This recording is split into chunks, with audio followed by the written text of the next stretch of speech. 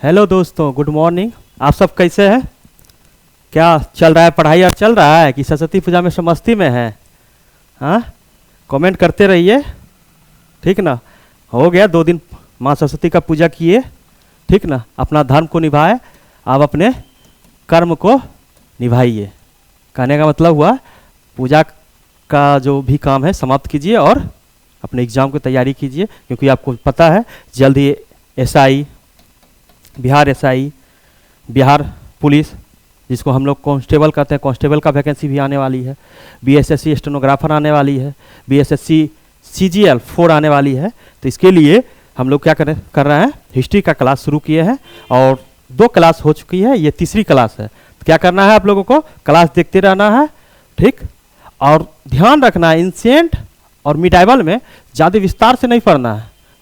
विस्तार से पढ़ना कहाँ, मॉडर्न से, क्योंकि अगर किसी एग्जाम में 25 क्वेश्चन पूछी जाती है या 25 क्वेश्चन पूछता है तो उसमें से 5 क्वेश्चन ही आपको एंशिएंट और 2-3 क्वेश्चन मिडाइवल से रहेगा। बाकी जहाँ कहाँ से रहता है, मॉडर्न आधुनिक भारत से रहता है। तो इसलिए हम लोग को कहाँ ज़्यादा ध्यान देना है, आधुनिक भारत पर देना है, ठीक ना। ये नहीं जो एंशिएंट और मिडाइवल पढ़ने के चक्कर में आधुनिक भारत को बर्बाद कर लेना है और जहाँ से क्वेश्चन आएगा उसको नहीं, उसके बारे में जो नॉलेज ही नहीं रहेगा। तो ये सब ध्यान रखना है, ठीक ना। और हम लोगों ने इससे पहले किसके बारे में पढ़े थे, उपनिषद के बारे में पढ़े थे।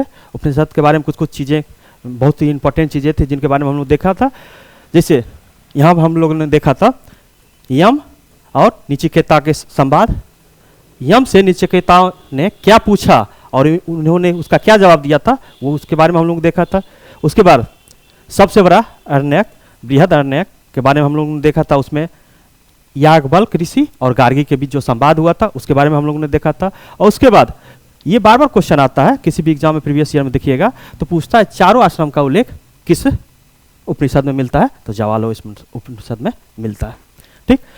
हम लोगों ने वेद और उपनिषद को पढ़ा, ठीक, पढ़ तो लिए, लेकिन वेद का सही उच्चारण और उसके जो भी ऋचाएं दिए गए हैं उसको समझने के लिए किसकी रचना की गई है, वेदांग की रचना की गई है। किसकी रचना की गई है, वेदांग की रचना की गई है। वेदांग की संख्या कितनी है, 6 है, ठीक। तो दिया जाता है कौन सा वेदांग किस वेद से, वेद का मुख किसे कहा जाता है, नासिका किसे कहा जाता है, हृदय किसे कहा जाता है, पैर किसे कहा जाता है, तो वो वेदांग का दिया गया। और किस वेदांग का कौन रचनाकार है इसके बारे में हम लोग देखेंगे। साथ ही हम जब प्राचीन भारत पढ़ते हैं तो प्राचीन भारत में किस पोर्शन पे हम लोग को ज़्यादा ध्यान रखना है, उस पर हम लोग को विशेष ध्यान रखना है। किस किस चीज़ पे, सबसे पहले प्राचीन भारत में यहाँ से ज़्यादा पूछा जाता है क्वेश्चन पेज से। उसके बाद मगध में जितने भी साम्राज्य आए उसमें बिंबिसार के बारे में, अजातशत्रु के बारे में, शिशुनाग के बारे में, पुष्पवती के बारे में, इस सब के बारे में देखेंगे। इसमें सबसे इंपॉर्टेंट हो जाता है मौर्य वंश के उदय के बारे में, बहुत इंपॉर्टेंट हो जाता है। उसके बाद अंत सातवाहन के बारे में हम लोग देखेंगे। तो ये सब जो चैप्टर जब देखेंगे तो इस सब चैप्टर पर आपको क्या करना है, प्राचीन भारत में विशेष ध्यान देना है। उस चैप्टर का जो पीपीटी मिलेगा उसको पूरी तरह से रट लेना है। साथ ही हम लोग कोशिश करेंगे अगले क्लास से 10 क्वेश्चन, आपको जो प्रीवियस क्लास लिया जाएगा, पीछे का जो क्लास लिया जाएगा उससे दिया जाएगा 10 क्वेश्चन और आपको 5 मिनट का टाइम दिया जाएगा, बनाइएगा, उसके बाद हम उसको सही करवा देंगे। साथ ही आपको 2 से 5 क्वेश्चन क्या दिया जाएगा, पर डे होमवर्क दिया जाएगा, जो आपको क्या करना है, घर से करके आना है, हम अगले क्लास में बताएंगे। ये 10 क्वेश्चन जो रहेगा हम पर डे क्लास में देंगे, क्लास में ही करवाएंगे, ठीक। उसके बाद आपको पर डे क्लास के लास्ट में पीपीटी फॉर्म में कम से कम 10 से 15 क्वेश्चन दिया जाएगा। प्रीवियस ईयर 1 लाइनर रहेगा क्वेश्चन और उसका आंसर दिया जाएगा। वो क्लास में बताया नहीं जाएगा, वो आप लोग को सिर्फ प्रोवाइड किया जाएगा, सिर्फ उसको पढ़ते रहना है, ठीक। ये सब ध्यान रखना, ये सब आपको होगा। चलिए हम लोग जब वेदांग शुरू कर रहे थे, वेदांग करते हैं। वेदांग, वेदों का अर्थ समझने या उसके ऋचाओं को का सही उच्चारण करने के लिए हम किसका यूज करते हैं, वेदांग का करते हैं। इसकी संख्या कितनी है, 6, ठीक। ये देख लीजिए वेदांग है। अब आगे आते हैं कौन कौन से वेदांग है और उसके रचनाकार कौन है, उसका जो मौलिक ग्रंथ है वो क्या है, वो देखेंगे। सबसे प्रथम आता है शिक्षा। कौन सा आता है, शिक्षा। शिक्षा के बारे में कहा जाता है ये वेदांग में सबसे प्राचीन वेदांग है। ठीक है, आप लोग ध्यान रखिएगा, शिक्षा क्या है वेदांग में सबसे प्राचीन वेदांग है। और इसे वेद का क्या कहा जाता है, नासिका कहा जाता है। क्या कहा जाता है, नासिका कहा जाता है। और इसने इसके रचनाकार जो है बौमज्य ऋषि हैं। ठीक है, ये गलत से लिखा गया था, ध्यान रखना है। और इसमें जो है वेद जो पढ़ते हैं उसके उच्चारण के जितने भी विधियां हैं उसके बारे में इसमें दिया गया है। और इसका जो मौलिक ग्रंथ है प्रति सांख्य, सॉरी सांख्य होगा, प्रति सांख्य इसका क्या है, मौलिक ग्रंथ है, ध्यान रखना है ये। उसके बाद आते हैं व्याकरण दूसरा, जिसको वेद का क्या कहा जाता है, मुख कहा जाता है। और इसके जो रचनाकार हैं पानी की पुस्तक के बारे में आप लोग जानते होंगे। अष्टोध्याय में क्या क्या दिया गया वो भी जानते होंगे, किस वंश से जुड़ा हुआ वो भी आप लोग जानते होंगे। ठीक है, इसमें क्या दिया गया है, हम जब व्याकरण के बारे में बोलते हैं तो आपको याद रहेगा, या व्याकरण अभी 8 से लेकर अभी तक अभी व्याकरण पढ़े होंगे, 10th या 12th दिए होंगे, तो उसमें भी आपको व्याकरण के बारे में दिया गया। उसमें हम लोग क्या उपसर्ग, प्रत्यय, समास, संधि, पर्यायवाची शब्द, विलोम शब्द, इस सब के बारे में हम कहाँ देखते हैं, व्याकरण में देखते हैं। ठीक है, उसके बाद आते हैं निरुक्त। किसमें आते हैं, निरुक्त। ये जो है यास्क ऋषि, इनके बारे में कहा जाता है जितना भी वेदांग है इन्होंने उस पर बहुत ही अत्यधिक अध्ययन किया। और साथ ही इन्होंने शब्द और भाषा शास्त्र का, ये भाषा शास्त्र जो प्रथम ग्रंथ है वो किनका है, इन्हीं का, यास्क का ही है। ठीक है, और शब्द के उत्पत्ति का, शब्द और वर्ण की उत्पत्ति, जो शब्द और वर्ण की उत्पत्ति हुई है, जैसे अ आ हो गया, राम काम, ये सब जो है इसका उत्पत्ति का क्या कहते हैं नियम के बारे में इन्होंने ही निरुक्त में ही आपको मिलता है। उसके बाद आते हैं ज्योतिष। ज्योतिष जो होता है सबसे आधुनिक माना जाता है, सबसे अंतिम, इसको वेदांग माना जाता है। इसे क्या कहा जाता है, वेद का नेत्र कहा जाता है। और इसके जो रचनाकार हैं आर्यभट्ट, वराहमिहिर, ठीक है, और लगध मुनि, ये सब है। और जब ज्योतिषी का बात आता है तो हम लोग जाते हैं पंडित हो या किसी ज्योतिषाचार्य के पास जाते हैं, हाथ दिखाते हैं या वो कुंडली दिखाते हैं, तो वो सब हम लोग को क्या देखता है, हम लोग ग्रह, सूर्य का स्थिति क्या है, चंद्रमा की स्थिति क्या है हमारे जीवन में, उस सब को देखकर हमारा क्या करता है, राशिफल या भागफल का गणना करता है। ठीक है, ये हम देखते हैं। उसके बाद आते हैं छिंद। ये जो होता है वेद का पैर होता है। और इसके जो रचनाकार हैं या इसके जो पुरोहित हैं वो पिंगली हैं। ठीक है, इसमें जितने भी पदों हैं, पदों को सूत्रबद्ध करने का जो तरीका है वो कहाँ देखते हैं हम लोग, छिंद में देखते हैं। और कल्प को सूत्र भी कहा जाता है, कल्प को क्या कहा जाता है, सूत्र भी कहा जाता है। और आप लोगों को पता होगा गौतम धर्म सूत्र जो होता है, सूत्रों में सबसे मौलिक माना जाता है या प्राचीनतम माना जाता है। साथ ही आप लोग एक चीज और ध्यान रखिएगा, जो सूत्र में क्या दिया गया है, इसमें कर्मकांडों और विधि विधानों के बारे में दिया गया, विधि और नियम दिया गया है। मतलब जैसे हम लोग शादी करते हैं, उसके बाद हिंदू धर्म में 16 संस्कार होते हैं, 8 तरह के विवाह होते हैं, तो उसमें क्या नियम कानून है, इस सब के बारे में हम कहाँ देखते हैं, इसी में देखते हैं, कल्प में। ठीक है, कल्प का ही या सूत्र का ही एक भाग है शुल्ब सूत्र, जो प्रथम क्या गणित, शुल्ब सूत्र जो प्रथम क्या माना जाता है, गणितीय पुस्तक माना जाता है। ये बार बार कुछ पूछा जाता है, शुल्ब सूत्र किस चीज से जुड़ा हुआ है, इतिहास देगा, राजनीतिक देगा, गणित देगा या ज्योग्राफी देगा, तो आपको ध्यान रखना किससे जो है, ये गणित से जुड़ा हुआ है। ठीक, उसके बाद आता है अरण्यक। ठीक है, इसका मतलब होता है वन में, शांति क्षेत्र में, एक कोने में बैठकर इसका अध्ययन करना और इस पर रचना करना इसका है। ये ग्रंथ जो है अरण्यक कैसा ग्रंथ है, दार्शनिक ग्रंथ है। ठीक, वैदिक साहित्यों में ब्राह्मण ग्रंथों के पश्चात किसका रचना किया गया था, अरण्यक ग्रंथों का रचना किया गया था।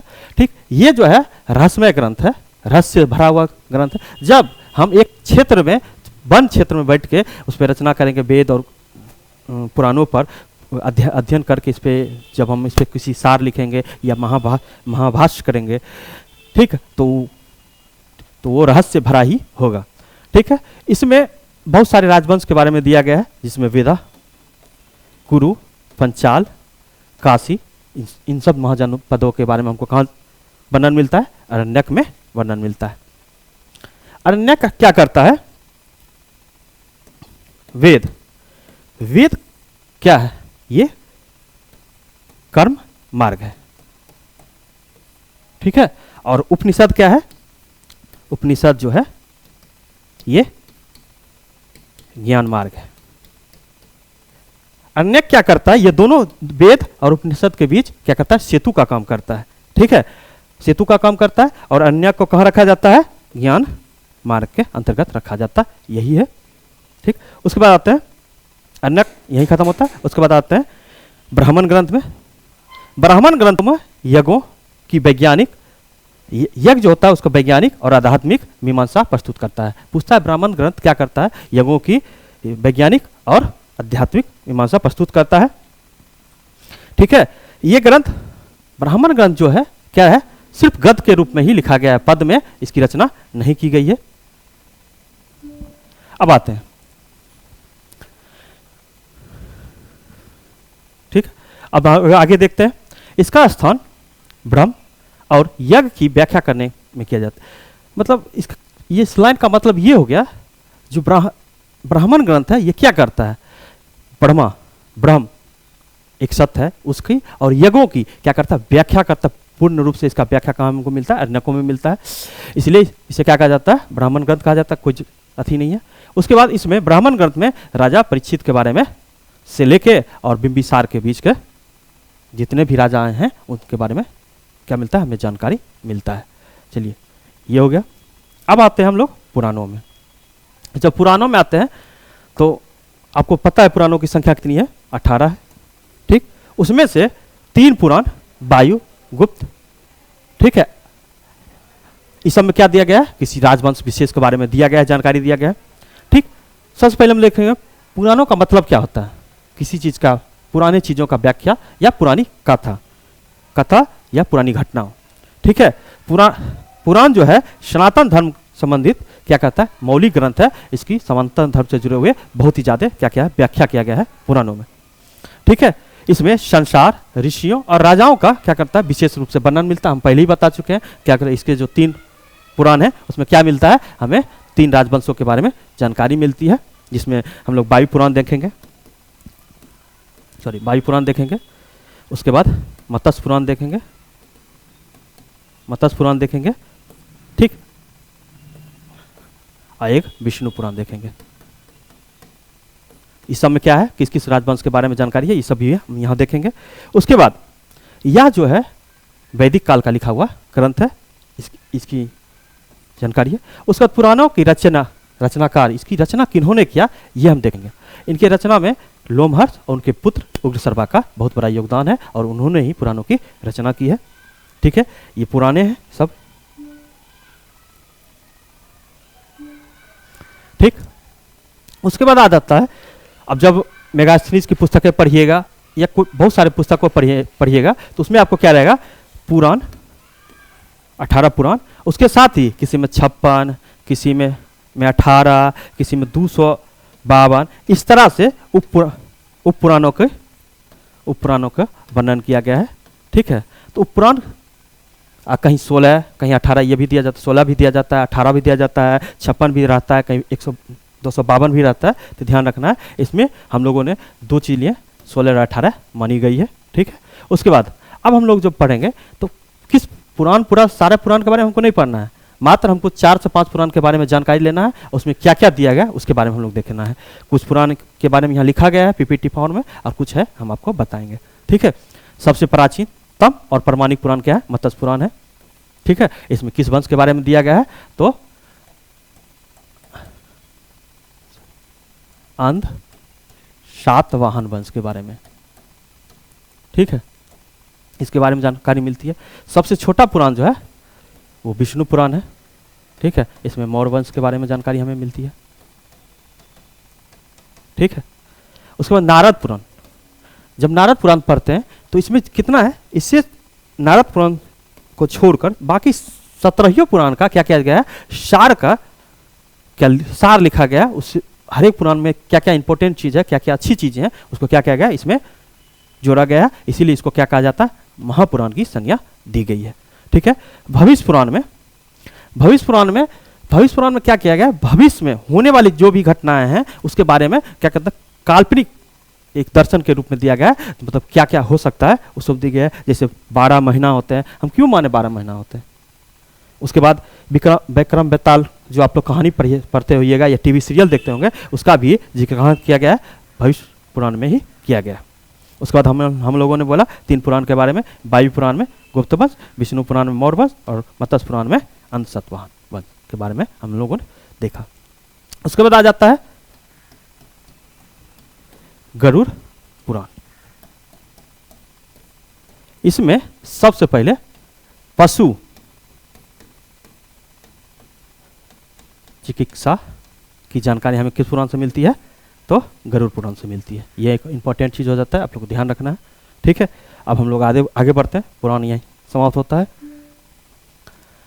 उसके बाद जब हम पुराण पढ़ते हैं तो हम लोग क्या देखते हैं, भगवान विष्णु के जितने भी 10 अवतार के बारे में हमें जानकारियां मिलती है। और कभी कभी पूछा जाता है राम का जो जन्म हुआ था किस युग में हुआ था, चारों युग के बारे में हम लोग देखते हैं। ठीक। उसके बाद 2 पूछता है, एक राम, एक किन के बारे में, कृष्ण के बारे में पूछा जाता है। राम के बारे में पूछा जाता है इसलिए कि ये रामायण से जुड़े हुए हैं, और कृष्ण का इसलिए पूछा जाता है ये महाभारत से जुड़े हुए हैं। ठीक। तो वो पूछेंगे कौन कौन से युग हैं और किस किस युग में कौन कौन सी अवतारें हुई हैं, इसके बारे में एक दिया गया है। और इसका जो जानकारी हमको मिलता है कहाँ से मिलता है, विष्णु पुराण से मिलता है। चारों युग का जिस क्रम में दिया गया है इसी तरह क्रम में विष्णु पुराण में दिया गया है। ठीक है। सबसे पहले आता है कौन सा युग, सतयुग, त्रेता, द्वापर और कलयुग। अभी जो हम लोग हैं जिस युग में अभी हम लोग पढ़ाई कर रहे हैं वो कौन सा है, कलयुग का ही एक भाग है, एक अंग है। ठीक है। सतयुग में भगवान विष्णु के कितने अवतार हुए, 4 अवतार हुए, जिसमें मत्स्य, कूर्म, वराह और नरसिंह। इसमें हम लोग को मत्स्य के बारे में ज़्यादा देखते हैं और नरसिंह अवतार के बारे में आप लोग कथाएं और बहुत सारे देखते होइएगा। भक्त प्रहलाद के बारे में आप लोगों ने सुना होइएगा, ये उसी समय का अवतार है। ठीक है। उसके बाद मत्स्य पुराण में क्या हुआ, ये एक मछली के रूप में भगवान विष्णु ने जन्म लिया। ठीक है। और उसके बाद कूर्म अवतार में इन्होंने कछुआ का मतलब ये हो गया, कछुआ का मतलब ये जल और स्थल दोनों पे चलने वाले जीव के रूप में इन्होंने अपना जन्म लिया। उसके बाद वड़ अवतार में इन्होंने शुगर के रूप में, जो क्या करता है सिर्फ थल पे चलने वाली पशु है। और नरसिंह अवतार में आधा इनका जो है आधा मनुष्य का आधा पशु के रूप में इन्होंने जन्म लिया। तो पूछा जाता है सतयुग में भगवान विष्णु के कितने अवतारों का हमें दर्शन मिलता है, तो 4 अवतारों का। उसके बाद आते हैं त्रेतायुग। अब कहाँ आते हैं त्रेतायुग, इसमें 52 अवतार। ये अवतार आप लोग देखिए होइएगा, 52 के 3 पगों की जानकारी हम कहाँ मिलता है, ऋग्वेद में मिलती है। और 52 मतलब होता है छोटा, बौना। ठीक है। लघु मनुष्य के रूप में इन्होंने जन्म लिया। उसके बाद परशुराम और राम के बारे में जानते हुइएगा कि परशुराम और राम कहाँ आप लोग रामायण काल में दिखते हुए, जब क्या कहते हैं भगवान राम ने धनुष को तोड़ा था उस समय दोनों का एक साथ मिलन हुआ था। दोनों आए थे, परशुराम आए थे शिव के धनुष के बारे में पूछने के लिए। उसके बारे में वहाँ हम देखते हैं। जब परशुराम को देखते हैं तो ये इन्हें कहा जाता है क्या कौन सा विनाशक के रूप में इन्हें जानता है, क्षत्रिय कुल विनाशक के रूप में इन्हें जाना जाता है। और इन्हें किस नाम से जानता है, परशुधारी राम के रूप में जाना जाता है, मतलब फरसाधारी राम के रूप में जाना जाता है। ये शस्त्र का प्रयोग करते थे। उसके बाद आता है राम अवतार कहने का मतलब हुआ राम का जो जन्म हुआ था एक सूर्यवंश में हुआ था। और ये जो थे इस समुदाय में रहने वाले मनुष्य के रूप में इनका जन्म हुआ था। उसके बाद हम लोग आते हैं कृष्ण के बारे में जानते हैं कि ये ग्वाला थे। ठीक है। ग्वाला थे और ये पशुपालन करने वाले मनुष्य के रूप में इनका जन्म हुआ था। उसके बाद आते हैं भगवान बुद्ध, जिन्होंने बौद्ध धर्म का किया था। भगवान बुद्ध ने किस पे जोर दिया था, कृषि कर्म पे जोर दिया था। और कृषि को जिन्होंने बहुत बढ़ावा दिया था, तो इनको कहा जाता है कृषि कर्म को बढ़ावा देने वाले मनुष्य के रूप में इनका जन्म हुआ था। अब जब हम लाते हैं तृतीय युग चतुर्थ युग कलयुग में, तो अब कहा जाता है जो भगवान विष्णु कल्कि के रूप में जन्म लेंगे। आप फिल्म भी देखे होंगे प्रभास का, कल्कि आया हुआ है। ठीक है। तो ये क्या करेंगे, हम मनुष्यों का, हम लोग जो अभी पाप करते हैं उसका क्या करेंगे, संहार करेंगे, उसको क्या करेंगे, हम लोगों को सही मार्ग दिखाएंगे। लास्ट अवतार, कल की अवतार कब आएगा, आएगा अभी आया नहीं, आने वाला है, कब आएगा आप लोग देख लीजिएगा। हम लोग उतने दिनों तक जीवित रहेंगे तो जरूर देखेंगे, नहीं तो बात समझते होंगे। उसके बाद आ जाता है, हमने क्या किया है, जब हम साहित्यिक साक्ष्य पढ़ रहे हैं, वैदिक साक्ष्य पढ़ रहे हैं, वैदिक ग्रंथ पढ़ रहे हैं, तो हम लोग हमने क्या किया, कुछ भाग वैदिक काल का भी ले लिए, ऋग्वैदिक काल, उत्तर वैदिक काल हम पढ़ते हैं, उसका भी कुछ भाग हमें अभी ज्वाइन कर लिए।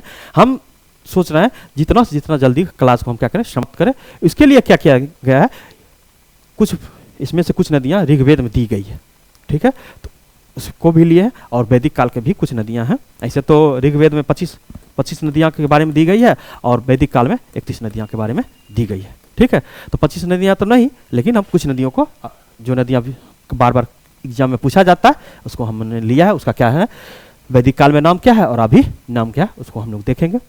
सबसे पहले ये दो नदियाँ अफगानिस्तान में हैं, इनको हम छोड़ के चलेंगे, नीचे से पहले पढ़ते हैं, उसके बाद उसको बाद में देखेंगे। सबसे पहले वितस्ता, इसका अभी का नाम क्या है, झेलम। झेलम आपको पता होगा, झेलम किसकी सहायक नदियाँ हैं, तो सिंधु की सहायक नदियाँ हैं। और सिंधु कहाँ है भारत में, तो जम्मू कश्मीर में है। जब आपको जम्मू कश्मीर में, जब ज्योग्राफी वाले सर आपको पढ़ाते होंगे, जब आपका ज्योग्राफी का क्लास चलेगा, तब आपको उसमें नदी के बारे में, 5 नदियों के बारे में पढ़ाया जाएगा, तो उसी में झेलम, अस्कनी, पुरुषनी, सतहुद्री और बिपाशा, ये 5 नदियाँ क्या हैं, सिंधु की सहायक नदियाँ, ठीक। उसके बाद सदा नीरा, ये हमारे बिहार के सोनपुर जिले में गंगा में मिलती है, ठीक है। दुष्दत्ती, घग्गर, बहुत ही गंगा की सहायक नदियाँ, बहुत ही इंपॉर्टेंट सहायक नदियाँ हैं। उसके बाद आता है गोमती, ठीक है, गोमती, गोमल, लेकिन अभी आधुनिक नाम नहीं बोल के अभी भी लोग इसका क्या नाम कहते हैं, गोमती ही नाम से जानते हैं। सुबस्तु, स्वात नदी, ये इंपॉर्टेंट नदियां हो जाती है। उसके बाद ठीक, सिंध, सिंधु नदी का प्राचीन नाम क्या था, सिंध था, अभी हम लोग उसको किस नाम से जानते हैं, सिंधु के नाम से जानते हैं। उसके बाद रेवा, जिसका नाम अभी क्या है, नर्मदा है, ठीक है। उसके बाद सागरमती, लूना, ये राजस्थान की नदियाँ हैं। इस नदी के बारे में कहा जाता है कि राजस्थान क्या हो जाती है, विलुप्त हो जाती है, ठीक है। उसके बाद आता है ये वो है नर्मदा, ठीक है, जिसको अभी किस नाम से जानते हैं, नर्मदा के नाम से जानते हैं। उसके बाद क्या होता है, चरणवती, चंबल के नाम से आता है। इसको नहीं पढ़ना है, इसके बारे में नहीं पढ़ना है, ठीक है, इसके बारे में आप याद नहीं भी रखिएगा, चलिएगा। ये 5 नदियाँ, और 1 2 3, इतना ही आपको याद रखना है। बाकी पीपीटी में बहुत सारा चीज़ दिया जाएगा, आपको ध्यान नहीं रखना है, एग्जाम में नहीं पूछता है। उसके बाद आता है हम लोग षष्ठ दर्शन। दर्शन, षष्ठ दर्शन होता है जो बहुत इंपॉर्टेंट है, और हर एग्जाम में आपको इसके बारे में पूछ देता है, ठीक है, ठीक। उपनिषदों के दर्शनों को भारतीय ऋषियों ने 6 भागों में, उपनिषद में जो दर्शन है उसको भारतीय ऋषियों ने कितने भाग में, 6 भाग में बांटा है। षष्ठ दर्शन इसलिए कहा जाता है, इसमें आत्मा, परमात्मा, जीवन और मृत्यु के संबंधित दर्शनों का वर्णन किया गया है, ठीक है। तो इसमें क्या किया गया, आत्मा और परमात्मा के बारे में, आत्मा होता है नहीं होता है, जीवन के बारे में और मृत्यु से संबंधित जितने भी हम लोग का है दर्शन का वर्णन किया गया है, ठीक है। इसमें हमको ज़्यादा विस्तार से नहीं जाना है, सिर्फ को याद रखना है। सांख्य के कपिल मुनि है, योग के पतंजलि हैं, न्याय के गौतम है। इसको क्या करना है, एकदम रट लेना है, समझे। ये 6 दर्शन को आपको एकदम मुंह पे याद रहना चाहिए, कोई बोले पट से आपके मुंह से निकलना चाहिए, ठीक है। चाहे आप लोग अगर कुछ बच्चे हों स्टोनों से जुड़े हुए हैं तो टाइपिंग मारते हुएगा तो आपको माइंड में याद हो ना हो, लेकिन रॉ बोलने के बाद उंगली तुरंत रॉ पे चला जाता है, आर बोलने के बाद तुरंत आर पे चला जाता है, ठीक है। सांख्य दर्शन के कौन है, कपिल मुनि है, योग के पतंजलि, न्याय के गौतम, वैश्विक कनाद या उन्हीं को क्या कहा जाता है, उलूद कहा जाता है, ठीक है। ये प्रथम जो है परमाणु के बारे में इन्होंने सबसे पहले जानकारी दिया था। पूर्वी मीमांसा जैमिनी और उत्तरी मीमांसा बदरायन हैं, ठीक है। आज हम लोग जो क्लास रोकेंगे यहीं षष्ठ दर्शन पे रोकेंगे, ठीक है।